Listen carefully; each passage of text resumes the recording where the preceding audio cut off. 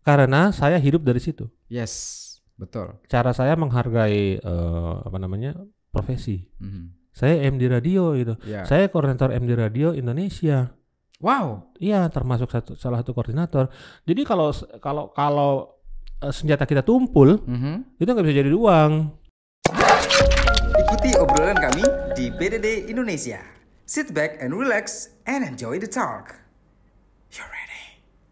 Saya pengen panggil bapak atau kakak nih ya. Daeng. Ya. Identik dengan Makassar. Iya. Daeng Andi Muhammad Ikhlas, Ya. panggilannya Kak Iko. Ya. Daeng Iko dong. Iya dong. Betul. Dipanggil Daeng Iko atau Kak Iko nih? Terserah. Yang penting jangan dipanggil kerusuhan. Kak Iko itu adalah salah satu idola saya loh. Alhamdulillah. Ya, sejak lama zaman pastinya siaran ya. sangat. Oke. Ya kan? Hmm. Sejak zaman siaran dulu, siaran radio masih on air gitu kan. Saya suka mendengarkan suara Kak Iko. Oke. Tengah malam kan biasa siaran. Iya. Dulu, itu tahun berapa itu? Iya. Yang dengar itu sekarang udah punya anak. Ini di headphone saya pun, ini saya tiba-tiba flashback ke belakang waktu itu. Oh ya? Di mobil dengerin suara Kak Iko tengah Iya. malam. Iya. Iya. Oke. Dan saya pernah datang ke tempat Ya. Kak Iko siaran, Ya. daftar siaran juga. Oh gitu. Tapi nggak diterima. Terus saya pasti nolak ya waktu Yes, itu. Kak Iko tuh nolak Alhamdulillah. waktu itu. Karena kalau saya tidak nolak, saya tidak ada di sini dan Luar biasa Ya kan? alasannya. Iya. Baik, sebagai program director di radio tersebut yaitu Ya, Madama Radio, ya. kemudian juga sebagai sekretaris klub PSM Makassar. Ya. Cinta bola berarti ya, Iya. nggak mungkin jadi sekretaris. Ya. Kemudian juga founder milisi.id, Ya. founder cekrek foto dan juga founder Slammer Selamer Sindo IO Iya, juga. Wow. iya. Seabrek begitu kegiatannya bisa diatur ya.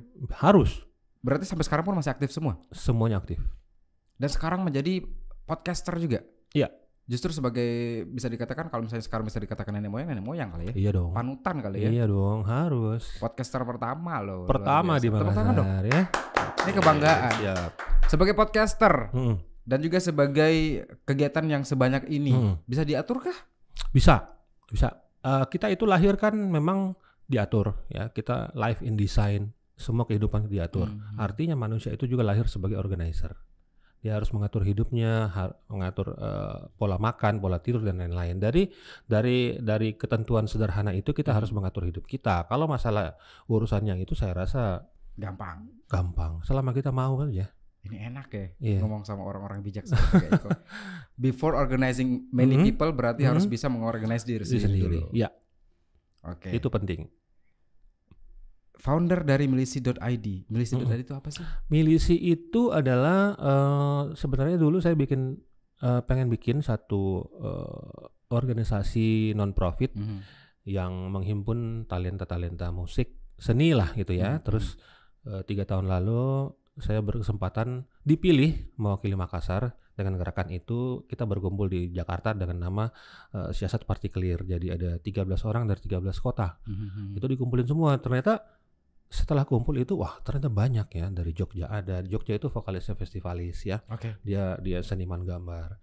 Dari Bandung ada Angkuy itu bottle smoker. Yes. Dari Palembang ada Rian Pelor, dia penyiar radio, terus vokalis punk dan lain-lain. Jadi dikumpulin orang-orang itu. Sampai sekarang ini masih berdiri gitu. Jadi milisi lebih tepatnya sebagai media saja, media untuk menyebarluaskan berita-berita baik tentang seni. Cekrek foto berarti punya bakat di fotografi. Saya bukan fotografer, itu malah jauh dari kata itu gitu. Teman, saya suka lihat orang foto. Gitu. Akhirnya saya bilang ya mending saya bikin sendiri studionya. Bikin sendiri usahanya. Gitu. Berarti di belakang foto itu, di belakang kamera itu, bukan di depan layar. Oh enggak, saya malah menyerahkan kepada 2 orang kawan untuk menjalankan usaha itu. Jadi saya mendirikannya saja dan saya menikmati. Oke, berarti menikmati hasil aja hasilnya, ya. Iya. Jadi sekarang udah merambah ke foto wedding, pra-wedding. Jadi kalau ada yang mau ini kontak saya. Oke. Iya. Belum bisa promosi Kak ya? Belum sponsor. Tapi sebenarnya luar biasa loh. Ini sampai saya dengar kabar tadi sempat ngobrol ya masalah podcast ini sampai jemput bola gitu ya. Iya. Datang ke rumah orang untuk nge-podcast. Awalnya saya pikir podcast itu susah awalnya ya. Tapi karena kita punya bakat broadcast, saya rasa itu penting. Yes. Bakat broadcast. Terus saya jalani, terus saya mikir gitu. Dengan alat-alat yang bisa kita beli dengan harga tidak mahal, sebenarnya kita bisa bikin studio di luar. gitu. Bisa bikin sebenarnya, tergantung dengan kemauan dan apa yang kita mau sebagai sebagai bahannya. Yes. Jadi saya mikir pada saat saya sudah edisi ke-8, baru edisi ke-8 loh saya di studio. Berikutnya saya pikir saya harus keluar. Pada saat orang bikin di studio, saya harus keluar. Bikin sendiri di jalanan dan sendiri. Tapi kan saya baru pengen ngomong loh, tapi kan itu akan repot juga kru-krunya. Tapi sendiri justru. Sendiri saya keluarnya sendiri. Wow. Ya. Kewalahan kah? Enggak. Kalau kewalahan kan standar orang masing-masing beda-beda. Cuman saya merasa itu pekerjaan saya. Dan harus di-enjoy gitu ya. Iya. Kalau kita menghargai profesi, itu tidak akan berat. Sekecil apapun. Saya bingung ini, kok bisa sewise ini loh Kak Eko? Mungkin karena pengalaman. Siaran radio sejak kapan sih? Sebenarnya saya bukan murni penyiar ya. Saya masuk di Madama itu tahun 2000. Terus tapi sebelumnya sudah sering bikin berita musik. Saya dulu kan awalnya itu nulis berita di koran itu tahun 90-an waktu SMP saya bikin berita-berita. 90-an berarti masih SMP waktu itu. Saya pakai mesin ketik, kirim ke koran, kirim ke majalah-majalah di Jakarta. Kadang bikin cerpen saya dulu gitu. Ya kan? Karena saya punya bakat menulis. Orang biasanya kalau misalnya anak SMP SMA itu kan termasuk saya ya waktu SMP suka aktif di mading. Ini malah aktif ke media-media ya. Iya, saya bikin cerpen, saya naik sepeda gitu, waktu SMP. Saya bawa ini tulisan dan lain-lain. Tapi pencapaian saya luar biasa waktu itu. Waktu tulisan saya sempat dimuat di majalah terkenal, majalah itu di SMP. Iya. Majalahnya apa kalau boleh tahu? Rolling Stone. Hai. Wow. Dulu majalah sekelas Hai. Ya. HI. Iya. Saya kenal banget majalah itu. Pernah ada di tulisan saya di compile dengan tulisan beberapa orang jadi berita tahunan gitu. Atau jangan-jangan tulisan Kak Eko sempat saya baca kali ya. Mudah-mudahan. Saya juga sudah lupa sebenarnya judulnya apa dan saya nulis apa. Yang jelas karena itu waktu SMP ya. Ya, temanya itu adalah prediksi musik tahun berapa gitu. Saya nulis beberapa paragraf, saya kirim ini dimuat gitu. Prediksinya pada saat itu akhirnya terjadi sekarang? Terjadi waktu itu. Saya dulu memprediksi Dewa. Ini jangan-jangan punya bakat dukun juga kali ya? Kenapa? Enggak, saya Sandro. Cuman beda bahasa aja sih. Iya, Pak, beda bahasa. Job desk-nya sama dukun dan Sandro itu. Kalau lebih internasional ya. Betul. Sandro ya kesannya Itali gitu kan. Sandro Bulak. Iya, baik. Ya. Kemudian pada saat di SMP punya bakat itu dan mengalirlah sampai menjadi seorang penyiar. Itu setelah kuliah atau sementara kuliah tuh? Itu saya dulu termasuk orang yang gagal kuliah gitu karena saya kuliah tahun 9 berapa gitu ya.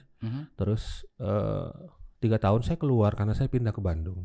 Pindah ke Bandung aja berarti kuliah 5 tahun saya di sana. Saya nggak kuliah di sana malah. Tahun terakhir di Bandung saya coba masuk ke Unpad, lulus di di program malam. Satu semester pun saya nggak kuliah juga gitu. Karena di sana saya mempelajari malah bagaimana anak-anak punk itu survive di Bandung. Iya, saya kan di belakang Bandung Indah Plaza itu anak punk yang rambutnya kuning gitu. Yeah. Saya pelajari cara mereka bergaul. Kenapa mereka itu tidak ada uang tapi bisa hidup. Kayak itu berarti langsung ke praktek gitu ya, bukan ke saya teori, biasanya gitu? Lihat terus kalau saya bisa masuk saya masuk dan saya pelajarin cara mereka bersosialisasi gitu, berinteraksi gitu. Berarti Kak Eko bisa dikatakan sebagai orang yang bukan pengejar gelar. Ya. Ini kalau misalnya Andi Muhammad Ikhlas kita kasih titel apa? SE dong. Saya sarjana ekonomi akhirnya setelah 14 tahun kuliah. Akhirnya saya juga sarjana juga gitu. 14 tahun baru dapat gelar itu. Luar biasa. Kan 3 tahun awal saya ke Bandung, tahun kelima DO, saya DO. Di DO? Di DO dari Unhas saya tahun 98. Alasannya? Gak tahu gitu. Karena ya saya katanya 4 semester nggak pernah masuk gitu. Saya DO, ya sudah nggak apa-apa lah gitu kan. Saya lanjut. Saya kemana-mana waktu itu ke Jogja, lihat anak-anak muda di sana. Berkembang seperti apa gitu kan. Saya naik kereta dulu, saya jalan-jalan gitu kan. Terus tahun berapa gitu ya, akhirnya saya pulang di Makassar karena rumah saya kebakaran gitu. Jadi teleponnya pulang gitu, kebakaran saya pulang. Karena kebakaran rumah akhirnya pulang. Iya pulang. Terus akhirnya saya merasa bahwa kalau laki-laki kan harus punya gelar ya. Yes. Saya kejar lagi itu. Setelah 14 tahun saya sarjana. 14 tahun perjalanan panjang untuk kuliah baru dapat sarjana itu. Tapi prakteknya banyak gitu ya. Lebih banyak praktek daripada gelar. Jadi waktu itu ada yang kejadian lucu pada saat ujian meja kan. Terus ini menarik nih. Ini kamu tulis sendiri? Ya Bu. Ini kamu pernah alami ya Bu? Apalagi yang kamu alami pernah dalam hal pemasaran, saya jelasin ini. Kenapa kamu harus ditanyakan gitu maksudnya? Kenapa harus kamu tanya? Keluar gitu, kelar gitu. Jadi cuma satu pertanyaan, satu penguji, saya lulus. Iya. Karena lebih banyak pengalaman ya. Karena saya pengalaman. Gitu. Berarti bisa dikatakan bahwa mohon maaf ya, mungkin penguji pada saat itu lebih kagum dengan keikunya sebagai orang yang berpengalaman di situ. Dia kan nanya gini kan, kenapa pilih judul ini? Saya bilang ini gini. Tapi saya melihatnya dari sisi manusianya sebagai consumer. Karena kan ekonomi pemasaran. Jadi saya bilang karena manusia itu consumer Bu. Manusia itu gini segala macam. Makin besar ketergantungan terhadap barang ini bla bla bla segala macam. Dia bilang kamu tahu dari mana? Karena saya alami sendiri. Alami dan cerdas. Keluar. Udah keluar kamu? Keluar dapat A. Oke. Keluar tapi dapat A. Dapat A. Iya. Bukan di Depak berarti. Enggak dong. Jangan kejadian. Dan akhirnya pada saat itu dapatlah gelar esai itu. Iya. Dan sekarang pekerjaannya adalah sebagai orang yang terjun di dunia industri kreatif. Iya. Banyak sekali kegiatan dikerjakan sebagai penyiar, kemudian jadi podcaster juga yang memang tidak jauh beda sih job desk-nya segala macam gitu kan. Dan juga sekarang aktif di belakang layar nih. Iya. Gabung di Live Celebes juga, sebuah asosiasi yang sempat kita bahas juga dengan Kak Uceng waktu itu. Iya. Ini luar biasa loh. Kalau kita berbicara masalah perjalanan karir, pekerjaan sekarang, profesinya dan juga kuliahnya pada saat itu, ya kan? Iya. SD sampai SMP di Makassar. Di Makassar semua. SMA juga Makassar. SMA juga di Makassar. Ya. Kuliah di Unhas 3 tahun DO. 5 tahun saya. 5 tahun DO. Itu tadi yang dibahas itu. Ya, oke. Nah sekarang pekerjaannya kita menyerempet ke masa pandemi nih. Ya kan yang tidak pernah dipikirkan sebelumnya. Ada rasa ketakutan kah atau mungkin panik berlebihan seperti orang-orang kebanyakan? Sebagai manusia biasa pada awalnya saya panik luar biasa gitu. Tapi yang saya pikirkan waktu itu adalah anak-anak saya. Lebih ke anak-anak. Anak-anak saya gitu karena saya sampai kepikiran bahwa kalau saya ada apa-apa anak saya sama siapa nantinya gitu kan. Gitu. Itu yang bikin saya panik waktu awal-awal itu. Tapi sebulan saya di rumah, terus tiba-tiba saya juga lagi suatu hari saya mikir kayak gini. Nah, kalau kita keluar rumah juga belum tentu dapat rezeki, apalagi kalau di rumah. Betul. Gitu. Terus inilah kabar-kabar yang menyejukkan ya kan bahwa ternyata kan kita harus meningkatkan imun saja dan pola hidupnya dibetulin juga gitu kan. Dan saya yakin memang bahwa virus itu ada, virus ada, cuman virus itu ada yang ngatur, bisa jadi ya, bisa jadi. Yang kita bahas adalah virus COVID-19 itu. COVID, iya. Iya. Jadi menurut saya kan jelas gitu kan, virus pada saat kita cuci tangan, virusnya mati.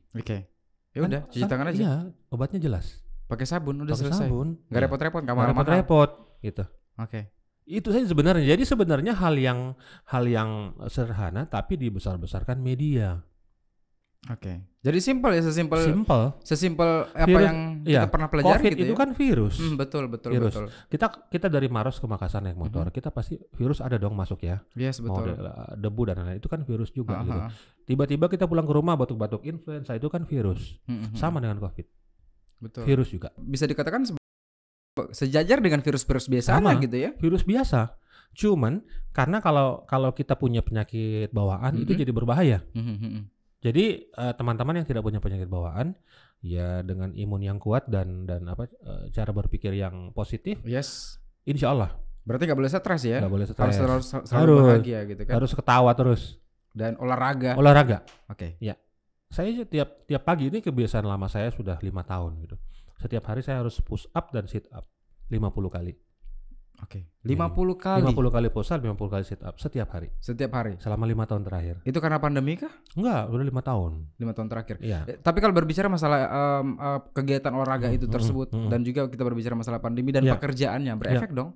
Pasti bayangkan saya IO. IO saya adalah IO yang paling lama eksis di Makassar. IO saya itu terbentuk tahun 2001. 2001. Ya, bukan 2001, 94. 94. Iya, 94. Itu saya masih SD. Iya, 94 IO saya terbentuk. Tapi resminya sebagai perusahaan tahun 2001. Oke. Waktu itu pada saat pandemi baru kita rasakan itu, kita lagi merancang program untuk 2020 dong ya. Kita udah ada perencanaan event selama tahun ini itu ada sekian 9 atau 11 event yang lumayan. Yes. Itu semua batal. Semuanya batal. Semua batal. Pada saat dibatalin itu gimana tuh perusahaan? Kacau. Saya langsung mikir bahwa ini ujian tapi ini luar biasa. Cuman waktu itu bulan puasa. Pas bulan puasa gitu. Jadi pada bulan 3 kan kita masih mikir ini bisa ini mungkin pandeminya 2 bulan gitu kan. Tapi event bulan puasa cancel semua. Jadi kemungkinan pendapatan hilang gitu. Jadi saya pikir luar biasa cobaannya buat bukan cuma buat saya, IO saya, teman-teman juga termasuk anak-anak live juga kan. Yes. Kita punya kerugian sampai bulan ini kalau nggak salah 120 miliar. Wow. IO Makassar. Om Uceng pasti kemarin sempat singgung juga ya betapa besar pengaruh dampak besar kepada semua talent, semua pelakon-pelakon di industri kreatif tersebut. Itu dampaknya seperti itu. Belum dampak non material. Betul. Stres dan lain-lain, teman-teman tidak punya kerjaan, stres dan lain itu macam-macam. Memikirkan makan apa lagi hari ini gitu kan. Apalagi keluarga yang harus dibiayai gitu kan. Iya. Oke. Keluarga anak ada 2 berarti. 2. Iya. Belajar dari rumah juga. Ya, anak saya umur 2 tahun dan 3 tahun. Jadi belum. Masih kecil semua. Tapi yang 3 tahun sudah setahun terakhir itu ikut PAUD. Ikut PAUD? Ya, jadi umur 1 tahun 6 bulan pada saat dia sudah stabil berdirinya, saya masukkan PAUD. Oke. Anaknya biar cepat mandiri. Biar cepat mandiri. Anak yang pertama umur 3 tahun tadi itu. Sekarang 3 tahun. Cewek cowok? Cowok. Yang kedua? Yang kedua cewek. Umurnya berarti 1 tahun 11 bulan. Berarti lagi lucu-lucunya ya? Iya. Ada alasan untuk cepat pulang ke rumah gitu ya? Iya dong. Dan juga ada tempat untuk bermain biar selalu happy. Iya. Dan menguatkan iman. Iya, itu dia. Gitu. Itu penting. Cara Kak Iko untuk bisa mencegah COVID-19 ataupun virus apapun masuk di keluarga Kak Iko seperti apa? Yang pertama, saya yakin banyak di antara kita adalah carrier. Saya juga carrier gitu loh. Pada saat saya punya imun turun, saya khawatir itu mempengaruhi saya dan anak-anak saya. Jadi saya berusaha untuk imun saya kuat, saya tidak stres, saya bekerja sesuai passion saya. Yes. Terus, tapi kita butuh perlindungan buat keluarga pada saat pulang ke rumah, ganti baju, mandi, keramas. Itu keharusan? Harus setiap hari. Cuci baju segala macam tidak boleh setiap pulang dari langsung luar, masukkan ke ember pakaian kotor. Pakaian kotor. Ya. Itu nggak boleh. Tidak boleh tidak. Harus. Nggak boleh sentuhan sama anak-anak dulu berarti? Iya. Pada saat saya pulang, anaknya, papa. Istri selalu bilang kayak gini, jangan sentuh dulu nak, biar papa mandi dulu gitu. Wow. Istri saya juga kayak gitu. Istri saya kan makeup artis, makeup pengantin. Setiap pulang ke rumah juga harus seperti itu. Harus bersih dulu. Ditegaskan gitu. Tegas harus karena kita memproteksi anak gitu. Betul. Iya. Yang rentan, anak kan rentan. Nah, berbicara masalah anak nih, masa depannya kita membahas nih. Ya. Anak Kak Iko akan diarahkan kemana nih? Ke entertainment, ke politik kah, atau justru mungkin ke pengusaha atau apa? Kalau anak saya yang pertama, 2 hari lalu saya surprise sekali 2 hari lalu saya kerja dari rumah, saya buka laptop di rumah, dia main dengan tab-nya. Tiba-tiba dia kayak gini, papa, kenapa ini tab gitu. Pas saya lihat lagi mengupload video sudah 62%. Serius? Iya. Upload ke YouTube. Iya. Anak saya mengupload videonya sendiri ke YouTube umur 3 tahun. Mengupload itu gak gampang loh. Gak gampang. Yes. Jadi pada saat dia kan stres karena kan ininya kan gak bisa gini kan, layarnya. Papa, kenapa ini? Kenapa? Saya datang, kenapa ini? Upload 62%. Wow. Ini video apa? Tiba-tiba 100% saya nonton. Ya Allah, ini videonya dia. Videonya dia? Iya, lagi ngunyah karet gelang. Itu diupload ke YouTube channelnya dia? Iya. Saya kan pada saat beli itu kan harus kita mau install aplikasi kan harus punya ini kan akun ya kan. Maksudnya jadi otomatis ada YouTube-nya, akun YouTube-nya. Didaftarin punya dia. Gitu. Iya, sama dia gitu kan. Tapi kan dia nggak tahu. Saya juga kan heran ini. Oh iya, saya pernah buatkan akun untuk mengaktifkan Google Play Store-nya kan. Gitu. Jadi saya nggak tahu dia pencet apa, tiba-tiba mengupload video.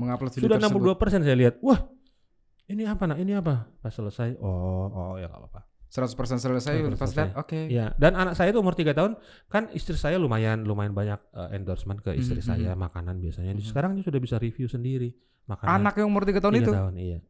Kadang dengan bahasa yang guys, ini harus beli ini, nanti ini enak sekali ya gitu. Penasaran saya jadi pengen lihat langsung.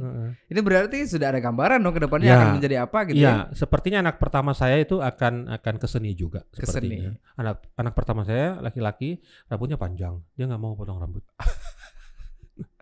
Jadi kadang kalau ini harus sedikit kita harus tricky orang tuanya. Yes. Nenjat sini. Lihat ini bagus, tiba-tiba dipotong rambutnya bilang, gitu.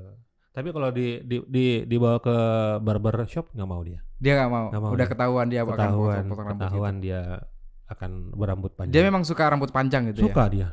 Dia ada teman saya di milisi penyiar Madama itu kan anak musisi metal. Dia selalu tanya, Papa mana Om Brandon gitu.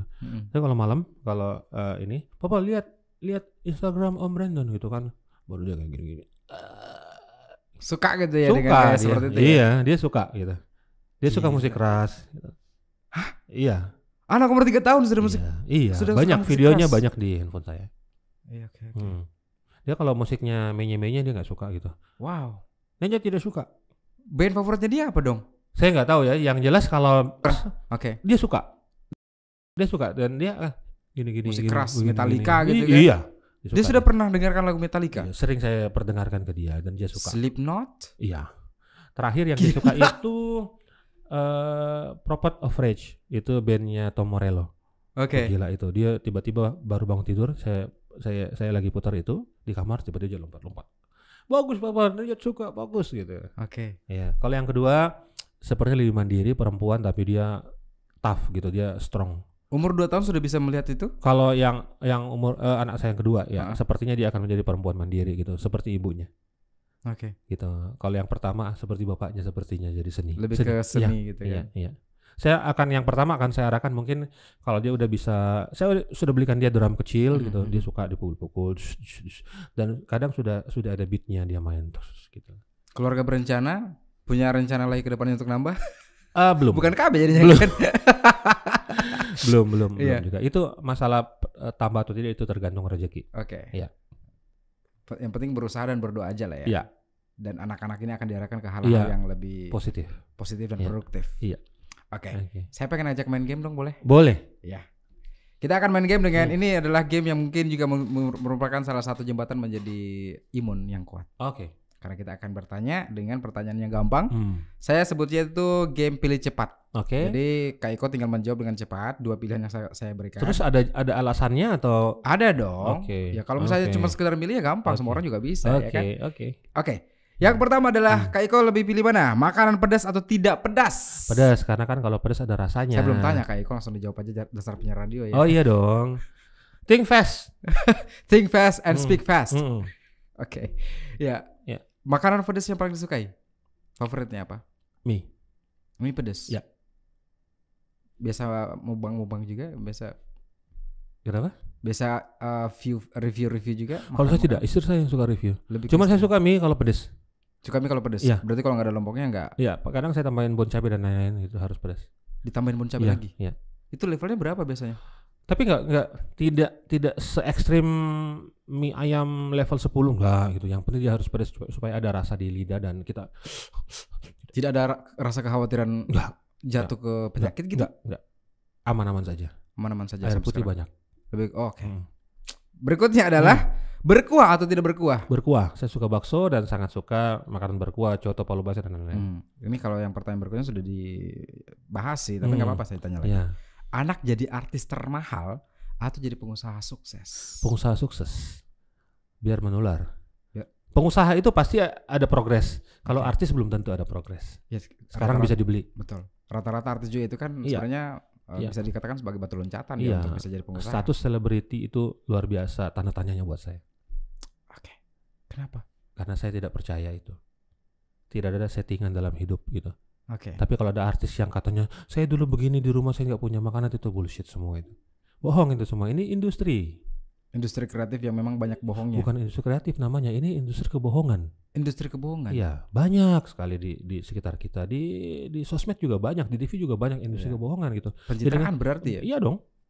Bayangkan ya anak SD di kampung-kampung mau jadi apa? Jadi selebriti, jadi artis. Luar biasa. Waktu dulu kita jadi dokter, insinyur, sekarang jadi artis. Kan apa yang mereka lihat di TV? Yes. Bohong semua. Lihat di TV dan lihat di YouTube gitu kan? Putus jadi berita. Balik lagi jadi berita. Gitu. Cerai jadi berita. Jadi berita. Tapi pada saat cerai itu mungkin ada banyak settingan juga kali. Banyak. Nikah pun sampai settingan. Iya dong. Jadi apa yang kita mau lihat dari itu gitu. Untuk anak-anak kita. That's why akhirnya anaknya tidak mau diarahkan ke sana. Iya, dan saya nggak pernah nonton TV Indonesia. Apalagi sinetron ya. Iya dong. Oke. Pertanyaan berikutnya nyantol tuh. Pilih mana? Sinetron atau drama Korea? Sinetron. Tapi justru sinetron yang dipilih. Iya. Kadang. Karena drama Korea terlalu melankolis. Sinetron masih ada kan, sinetron religi. Drama Korea nggak ada religi. Tapi religi tetap ada yang apa setidaknya ada pesan moralnya. Iya sih. Yang penting bukan sinetron yang tapi ceritanya banyak yang berlebihan juga sih. Iya pasti, kepentingan TV. Kalau kita bicara kepentingan TV itu luar biasa menurut saya, luar biasa dampaknya. Karena TV adalah rating. TV adalah rating, betul, ya, betul. TV adalah uang, siaran adalah uang. Semua yang tampil di TV itu uang semua. Ujung-ujungnya. Jadi kalau mau punya uang atau punya uang banyak bisa tampil di TV. Betul sih. Saya pernah membawa, ini boleh cerita sedikit ya? Iya, boleh. Saya pernah mendampingi seorang talent. Waktu itu kita lagi lempar album, lagi masih cari nama, dan kita harus masuk di salah satu program musik di TV. Iya. Kita diminta bayar 40 juta. Iya dong. Segitu ya. Ya itu bukan rahasia lagi. Eksis gitu ya. Iya dong. Untuk sekali tampil toh. Betul. Ya, sekali tampil aja tuh. 2 lagu bahkan 40 juta bayarnya. Makanya saya bilang itu semua settingan. Oke. Gitu. Tidak ada yang real di TV gitu. Maksudnya jadi sorry, TV nasional no. Kecuali yang sekarang ini ya, kita mengundang Kak Eko datang ke sini bukan settingan. Oh, bukan dong. Datang ke sini pun bukan settingan. Saya pun ke sini naik motor loh, 1 jam gitu. Itu bayangkan. Ini adalah luar biasa loh, sesuatu yang luar biasa menurut saya. Naik motor karena apa? Alasannya kejar waktu. Iya. Biar bisa. Karena saya orang berprinsip, mending saya nunggu daripada ditunggu. Wah, luar biasa. Ya, karena kalau pada saat kita menunggu orang, bebannya ada di orang yang kita tunggu. Iya. Dan saya yang menjadi domba-domba nih. Iya kan? Interview seorang podcaster luar biasa loh. Berikutnya adalah pilih mana, on air atau off air? Off air. Lebih banyak duitnya? Enggak juga. Kalau off air itu kan macam-macam, bisa event, bisa ini dan lain. Kalau off air kita lebih bisa ngesetting. Kalau on air itu kan apalagi kalau tidak ada filternya itu berbahaya gitu, apapun yang kita ucapkan itu keluar. Yes, didengarkan oleh banyak orang ya. Dan kita tidak tahu pendengarnya siapa gitu ya. Itu bisa dipelintir. Nah, sekarang masalahnya adalah pada saat kita berbicara, kita posting sesuatu di sosmed, itu menjadi milik publik. Oke. Kita tidak boleh komplain. Nggak boleh komplain. Walaupun itu adalah video konsumsi pribadi ketika sudah dilempar ke sosmed. Oke. Itu yang saya campaign dalam beberapa tahun terakhir. Saya punya campaign namanya Benis Brand, itu semuanya saya bahas masalah itu. Termasuk itu tadi pada saat kita memposting sesuatu, jangan marah kalau orang ambil. Nggak boleh marah. Karena sudah dilempar ke publik. Iya, jadi domain publik. Bocah. Iya. Pelajaran besar buat saya pribadi. Yang berikut adalah pilih mana nih? Dipilih nyanyi, disuruh nyanyi atau disuruh acting? Nyanyi lah. Karena tadi itu ya. Iya. Nyanyi itu tidak mungkin bohong. Itu dia. Acting bisa bohong. Coba buktikan. Apa itu? Nyanyinya? Nggak ada musik. Nggak apa-apa. Kan bisa humming. Bisa humming, bisa. Tapi kalau bisa ini kan di bajunya tertulis Metallica nih. Metallica ya? Iya. Suka metal-metal begitu ya? Iya dong. Sebagai laki-laki harus metal. Saya laki-laki nggak suka metal saya. Saya pertanyakan ini. Kru, ada yang suka metal gak di sini? Iya dong. Enggak kan? Iya dong. Maksa kemarin ada dengar lagu dia kemarin. Dengar lagu itu. Enggak apa-apa, untuk referensi boleh. Saya mendengarkan musik sehari itu karena saya musik director. Saya membiasakan diri dan mewajibkan kuping saya mendengar 40 lagu tiap hari. Karena di program kemarin memang siarannya itu. Karena saya hidup dari situ. Yes. Betul. Cara saya menghargai profesi. Saya MD Radio gitu. Saya koordinator MD Radio Indonesia. Wow. Iya, termasuk salah satu koordinator. Jadi kalau senjata kita tumpul, itu nggak bisa jadi uang. Berarti kalau sebagai penyiar radio itu harus suara bass mungkin seperti suaranya Kak Iko? Suara saya Campre gimana dong? Madama itu tidak punya kompresor untuk vokal. Wow. Jadi apapun yang keluar itu keluar saja. Keluar saja. Iya. Kira-kira saya cocok jadi penyiar radio nggak? Saya punya mimpi loh, Kak Iko dari dulu pengen banget jadi penyiar. Mau menjadi broadcaster yang bagus, mau MC atau apapun harus jadi penyiar radio dulu. Oke. Karena kita diajarkan ketabahan. Tabah. Sabar. Bayangkan kita siaran radio, apalagi malam, kita tidak melihat orang di situ dan harus beranggapan bahwa banyak yang mendengarkan. Dan kita harus yakin bahwa siaran saya itu dinikmati sama orang. Yes. MC boleh kita 100.000 orang depan kita gitu, tapi coba siaran radio sendiri. Akan jadi beda. tabah gitu kan. Iya dong. Betul. Bagaimana saya harus apakah pendengar saya suka segala macam. Karena kan kita harus masuk ke situ, ke telinga pendengar kita. Caranya apa? Pendengar radio. Penyiar radio. Kalau mau jadi MC yang bagus, jadi penyiar radio dulu. Oke, sip. Ini pelajaran berharga juga nih. Saya tapi sudah mesti berapa tahun sih? Tapi belum jadi penyiar radio, gimana dong? Gak apa-apa. Tapi kalau saya pernah lihat ini, saya pasti ini ada miss-nya ini. Jangankan kamu penyiar yang level MC, Jakarta pun juga gitu. Saya kotor. Biasanya bicaranya bocor-bocor. Gitu. Seorang penyiar MC yang penyiar radio beda. Seorang MC beda. MC yang penyiar radio. MC yang penyiar radio dengan MC yang tidak penyiar radio. Iya. Bedanya di mana? Bedanya itu adalah mic sistemnya. Ya, kadang kan itu yang tidak penyiar radio itu kan salah gitu. Cara megang mic-nya dan lain-lain, cara penempatannya. Dia nggak tahu karakter mic bagaimana. Oke. Itu beda merek, beda karakter. Di radio kan diajarkan bagaimana sebelum siaran harus senam mulut dan lain-lain. Senam mulutnya seperti apa? Saya bukan ahlinya, cuman kalau biasa kalau penyanyi kan diminta humming gitu kan, senam mulut. Kalau senam mulut yang saya pernah lihat di Madama lebih panjang ininya. Seperti gitu. Dan ada hitungannya. Itu untuk ini kan otot-otot di pipi. Itu biar tidak tegang gitu kan. Jadi pada saat ngobrol pun tidak ada yang slip tongue gitu. Iya. Gitu. Siaran dong? Ayo boleh.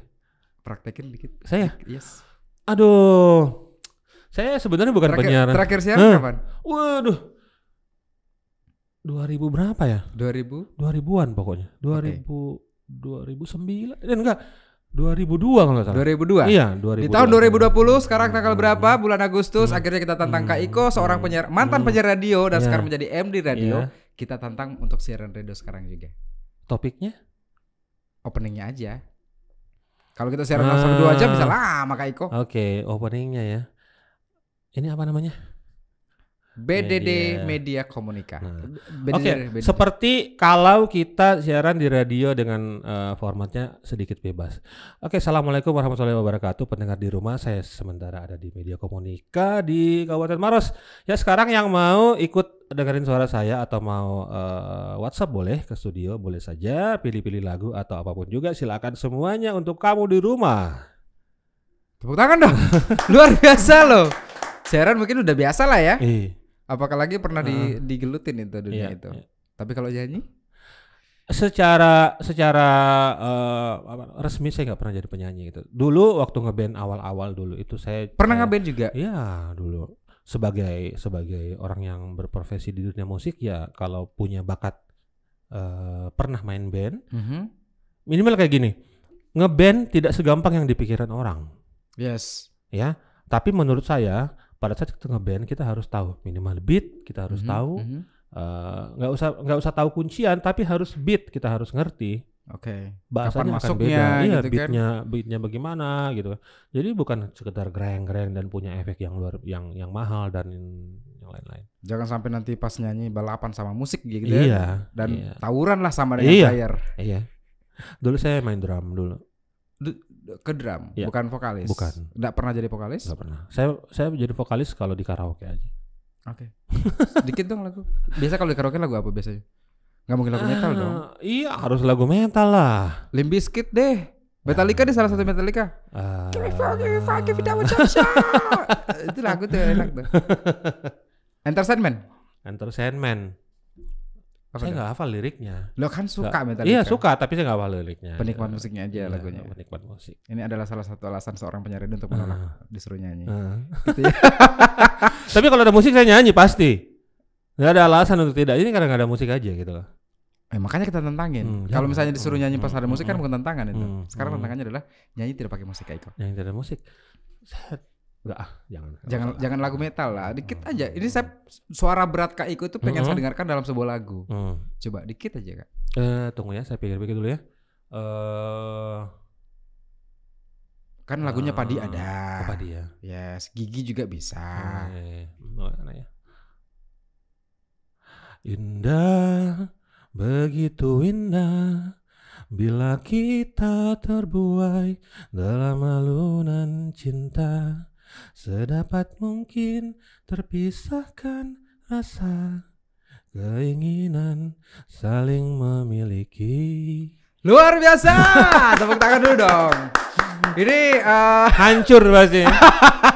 Tapi siaran radio gak pernah nyanyi di depan mikrofon gitu di studio? Gak pernah. Saya sebenarnya siaran radio juga hitungan jari aja dulu gitu. Karena secara struktur sebenarnya saya bukan penyiar. Sebenarnya lebih ke cuman kadang kalau ada program atau ini bisa nih saya bikin program sendiri dan ya mau tidak mau harus siaran, dan saya tuh jarang nggak pernah malah sendiri, itu harus tandem biasanya karena saya lebih kuat kalau tandem. Dulu saya pernah ingat banget waktu pas zamannya Kak Iko siaran MC gitu kan. Dan waktu itu Kak Iko pernah terpampang namanya Jelas Nyata gitu kan di salah satu apa sih namanya baliho di depan apa sih di depan Hotel Clarion. Waktu itu Kak Iko pengen MC di situ. Oh ya? MC. Betul gak sih? Bener kan? Iya, tapi saya lupa. Tahun berapa? Pokoknya udah lama, 2011-2010-an gitu. Pertama kali saya berpindah dari Jakarta ke Makassar.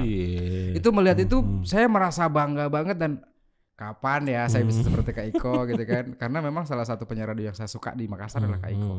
Di Jakarta banyak ya, karena kan memang mereka adalah aktif di TV juga. Iya. Nah, yang menjadi